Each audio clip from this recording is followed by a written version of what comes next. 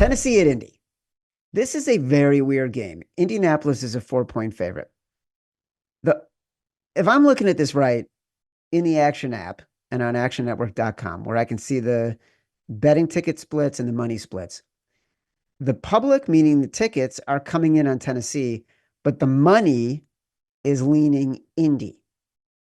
And I don't know if you're seeing this as well. I don't know if you're feeling this way. Like, are people fading Anthony Richardson, who reverted back to pre-benching days and against the Broncos was completed just 44% of his passes, had 2 picks? Like, are people banking on Tennessee starting Mason Rudolph?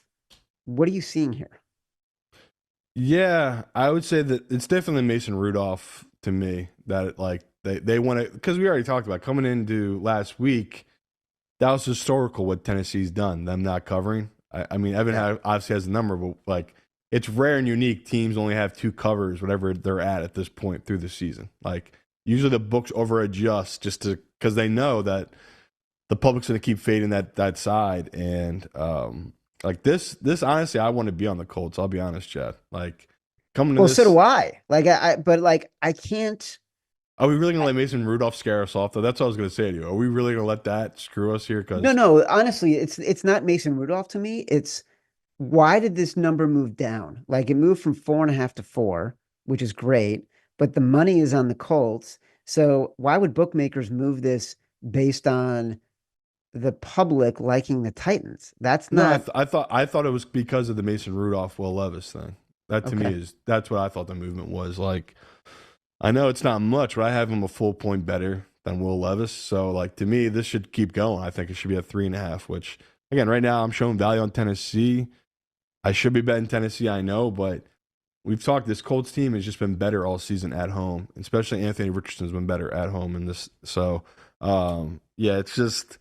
I'm honestly shocked that anyone's even betting the Colts. I thought everyone was going to be like us, really pissed off and burned about this team. But, you know, like we say, Chad, just got to burn the tapes and move on. So I'm not trying to overthink it. And I wanted to be on the Colts here. But you're right. Maybe I'll just avoid this one because, like you just said, it's historical, this Tennessee team. Like, eventually it's going to come back around. They're going to start covering some of these games because it's just no team. I mean, Evan probably has better numbers than I do, but yeah, the 4th team in Super Bowl era to be 2-12 against the spread or worse. So this is something we don't see, Chad. This is historic. Since the Super Bowl era, this is the 4th team to be this bad. So that's my fear here is like we know it's going to come back around. Like they're not going 2-15, right? Like they're going to cover one or 2 of these ones at the end here. So you're right. Maybe I should just avoid this one.